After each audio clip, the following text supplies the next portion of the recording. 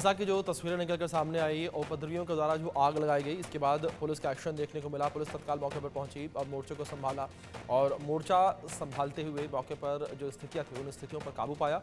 और अब मौके पर कर्फ्यू लगा दिया गया है और आरएएफ की तैनाती की गई है। बड़ी संख्या में पुलिस फोर्स को तैनात किया गया है और दूसरी ओर इंटरनेट सेवाओं को भी बाधित कर दिया गया है, इंटरनेट सेवाओं को भी बंद कर दिया गया है। तो 10 इलाकों में कर्फ्यू लगाया गया है। रात भर जो है एक्शन चला है और दूसरी ओर 47 उपद्रवियों को हिरासत में लिया गया है, जिनसे पूछताछ की जा रही है। औरंगजेब की कब्र को लेकर हुए विवाद ने सोमवार को हिंसक रूप ले लिया और महाराष्ट्र के नागपुर के महाल में सोमवार रात दो गुटों के बीच विवाद के बाद हिंसा भड़क गई और महाल के बाद देर रात हंसपुरी में भी हिंसा हुई है। अज्ञात लोगों ने दुकानों में तोड़फोड़ की है, वाहनों में आग लगा दी। इस दौरान जमकर पथराव भी किया गया। हिंसा के बाद कई इलाकों में कर्फ्यू की स्थिति देखने को मिली है। तस्वीरें भी लगातार इंडिया न्यूज़ आप तक पहुंचा रहा है। तस्वीरों में देख सकते हैं किस तरीके से नारेबाजी जो है वो भी देखने को मिली थी। नारे लगाए गए, भारी पुलिस फोर्स की तैनाती की गई, तोड़फोड़ गाड़ियों में की गई।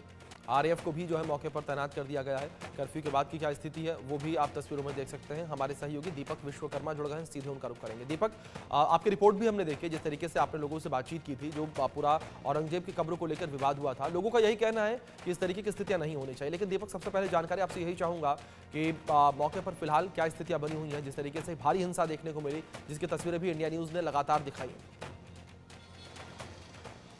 देखिए, सबसे पहली तस्वीर इंडिया न्यूज़ ने दिखाई और सबसे महत्वपूर्ण बात यह है कि अभी एकाएक अब से कुछ घंटे पहले जो वो इलाका था जहां पर ये पूरा घटनाक्रम घटा है, वहां पर जो सुरक्षा बल है वो और बढ़ा दिए गए, कंपनी लगा दी गई है, रैपिड एक्शन फोर्स लगा दी गई है और जो यहाँ की लोकल कंपनीज हैं उनको बुला के डिप्लॉय कर दिया गया है। चारों तरफ से बैरिकेडिंग कर दी गई है और तो और जो उस जगह आने वाले रूट हैं उनको भी प्रतिबंधित कर दिया गया, उनको डाइवर्ट कर दिया गया और तो और मीडिया की गाड़ियों को भी अंदर नहीं जाने दिया जा रहा और ये कह दिया जा रहा है आप गाड़ी वहां खड़ी कर दीजिए और आप स्वयं से चले जाइए, ऊपर से आदेश है। तो समझा जा सकता है। और सबसे महत्वपूर्ण बात यह है कि इसी थाने में, जिस थाने का मैं जिक्र कर रहा था, गणेश पेठ पुलिस थाने, इसी थाने में उन लोगों को लाया गया था। एक राउंड में 32 के आसपास वो लोग थे जिन लोगों की गिरफ्तारी हुई थी, जिन लोगों की एक बार सहयोगी को कहूंगा थोड़ा सा जूम करेंगे, जहां आपको पुलिसकर्मी दिख रहे हैं अंदर, वहीं पर उनसे पूछताछ की जा रही है, वहीं उनसे बातचीत की जा रही है।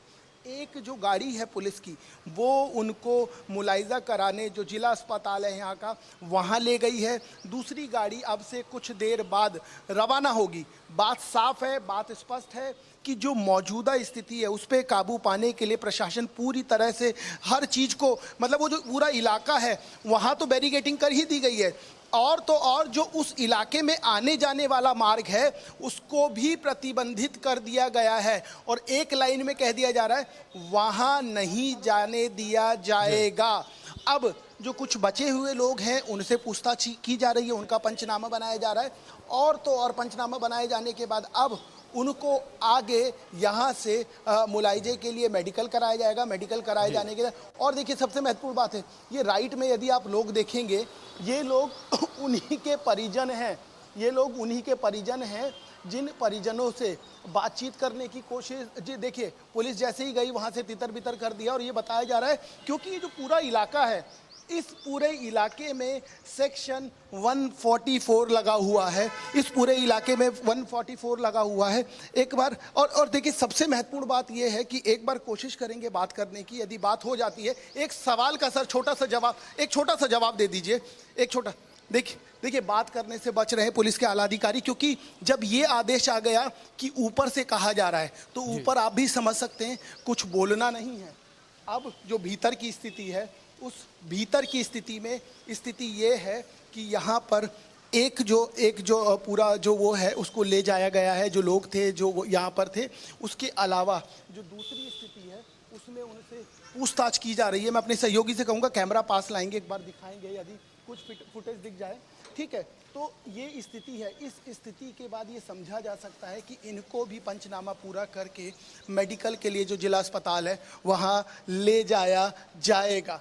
बात स्पष्ट है, जो दोषी है, क्योंकि अभी की स्थिति में जानकारी ये निकल के आ रही है कि सीसीटीवी भी परत दर परत खंगाले जा रहे हैं। ये वो लोग हैं जो दंगे में सामने एक्यूज दिखे थे, जिनकी गिरफ्तारी कर ली गई, जिनको डिटेन कर लिया गया, और डिटेन करने के बाद थाने लाके इनसे पूछताछ की जा रही है। सीसीटीवी के आधार पर जब पूछताछ होगी तो उसमें तमाम वो चेहरे नजर आएंगे जिन्होंने इस पूरी आगजनी को, जिन्होंने इस पूरे पथराव को, जिन्होंने उस पूरी तोड़ फोड़ को जन्म दिया। तो समझा जा सकता है पुलिस भी फूक फूक के कदम रख रही है।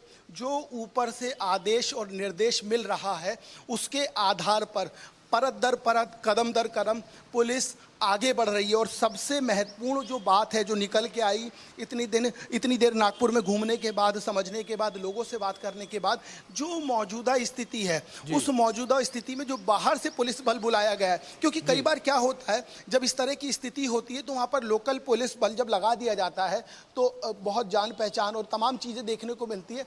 इस वजह से बाहर से बहुत सारा अतिरिक्त पुलिस बल बुलाया गया और वो जो पूरा इलाका था उस पूरे इलाके को छावनी में तब्दील कर दिया गया है। मेरे बाईं और यदि मैं दिखाऊंगा, एक बार सहयोगी को कहूँगा, तो यहाँ से तकरीबन 500 मीटर की दूरी पर वो इलाका है जिस इलाके में 500 मीटर की दूरी पर वो इलाका है जिस इलाके में ये पूरा घटनाक्रम घटा था। क्योंकि वहाँ शिवाजी जो शिवाजी हैं उनकी वहाँ मूर्ति थी, वहाँ उनका स्टैचू था, वहाँ एक वो कार्यक्रम करते हैं।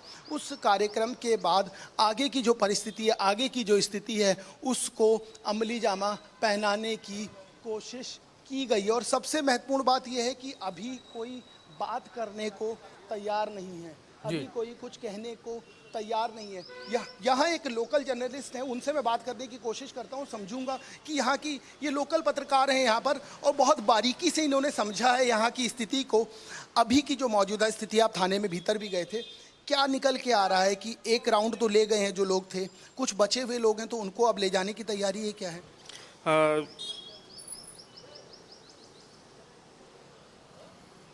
लाइव है, बताइए ना, बताइए।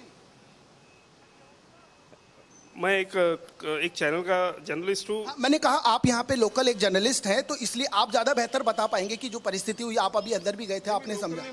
हाँ, यही आप यहाँ एक बड़े चैनल के जर्नलिस्ट हैं, आप अभी अंदर गए थे, आपने बातचीत की, समझा। अंदर जाके देखा कि वहाँ पे जो आरोपी बैठे हैं उनके बारे में उनके विजुअल लेने की मैंने कोशिश की, बट जो डीसीपी मैडम है उन्होंने तो बात करने से मना किया है। वो कुछ काम में थे, लेकिन जो वरिष्ठ पीआई जो है उनसे मैंने बात किया तो उनका कहना है कि हमारा ये जो काम है वो पूरा कंप्लीट होने दो, उसके बाद हम जो कुछ प्रतिक्रिया देना है वो देंगे। 32 के आसपास लोगों को डिटेन किया गया था, जिस तरह की जानकारी निकल के आई आपसे जब सुबह बात हो रही थी। कितने लोगों को ले जाया गया है और कितने लोग अभी अंदर बचे हैं? जितना मैंने अभी देखा है तो 20-25 लोग अंदर मुझे दिखे थे, जिनकी हजेरी चालू है, जिनका नाम लिया जा रहा है, एक जगह से दूसरी जगह पे उनको लाया जा रहा है। उसके अलावा मैं अभी जस्ट आया हूँ, तो अभी आप मुझे बताइए कि कितने लेके गए यहाँ से। ठीक है, देखिए इन्होंने बताया 25-32 का आंकड़ा था, तो ये मान के चलना चाहिए 1.5 दर्जन के आसपास। बिल्कुल दीपक, जाहिर तौर पर बड़ी कार्रवाई को जो है अंजाम दिया जा रहा है और जो उपद्रवी हैं उन उपद्रवियों को हिरासत में पुलिस द्वारा ले लिया गया है। दीपक, लगातार जिस तरीके से ग्राउंड जीरो से आपकी रिपोर्ट भी सामने आई, आप भी लगातार ग्राउंड जीरो से अपडेट्स हम तक पहुंचा रहे हैं। आप हालातों पर नजर बनाए रखें। फिलहाल बहुत शुक्रिया आपका जुड़ने के लिए और तमाम जानकारियों के लिए दीपक। इसी के साथ जिस तरीके से लगातार हमारे सहयोगी ग्राउंड जीरो से अपडेट पहुंचा रहे हैं, हम भी लगातार अपने दर्शकों तक एक एक अपडेट पहुंचा रहे हैं कि किस तरीके से नागपुर में क्या स्थितियां बन रही हैं और जिस तरीके से एक एक मिनट बीता जा रहा है, एक एक मिनट के साथ जो है स्थितियां नागपुर में बदलती चली जा रही हैं, क्योंकि जो स्थिति है इतनी ज़्यादा तनावपूर्ण वहाँ पर हो चुकी है, इतना बड़ा उपद्रव वहाँ पर देखने को मिला कि हर स्थिति पर नज़र जो है पुलिस की टीम बनाए हुए है। राजीव जी, कल नागपुर के महाल और हंसपुरी में जो घटनाएं घटी हैं औरंगजेब की कब्र को लेकर 2 गुटों में झड़प हुआ है, ये भारतीय जनता पार्टी सरकार की जो नीति है, नफरत फैलाओ, अंग्रेजों के, मैं हमेशा बोलता हूँ कि अंग्रेजों का पॉलिटिकल डीएनए है, फूट डालो, राज करो, ये देश के लिए घातक है। मैं कल भी कहा था कि इतिहास को खोदने की नहीं, खोजने की जरूरत है, जैसे हमारे राष्ट्राध्यक्ष जी ने कहा था। और इतिहास खोजने लायक लगेगा तो जो सरकार सत्ता में बैठी, इनका इतिहास इतना घिनौना और गंदा है।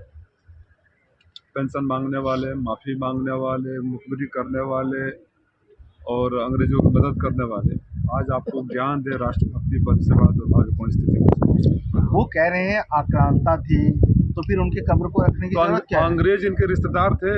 अंग्रेजों को चिट्ठी लिखने की क्या जरूरत थी 42 में कि आप हम आपके साथ हैं, तो चल दो आंदोलन के। ये बताएं कि अंग्रेज इनके रिश्तेदार थे, अंग्रेजों से इतनी मोहब्बत क्यों थी, अंग्रेजों से माफी क्यों मांग रहे थे, अंग्रेजों से पेंशन क्यों मांग रहे थे, ये बताएं ना। कल जो घटना घटी है सुबह दोपहर में हिंदू परिषद ने प्रोटेस्ट किया था, उसके बाद दूसरे गुट ने रात में हंगामा किया है, झड़प किया है। देखिए, क्रिया प्रतिक्रिया होती है। मेरा निवेदन दोनों गुटों से है कि देश की एकता, देश में आपसी अमन चैन सर्वोपरि है। ऐसे लोगों के साजिशों में न आए जिनका काम ही है देश में आग फैलाना और मुद्दों से ध्यान भटकाना। धन्यवाद। मनोहर केसरी, इंडिया न्यूज। महाराष्ट्र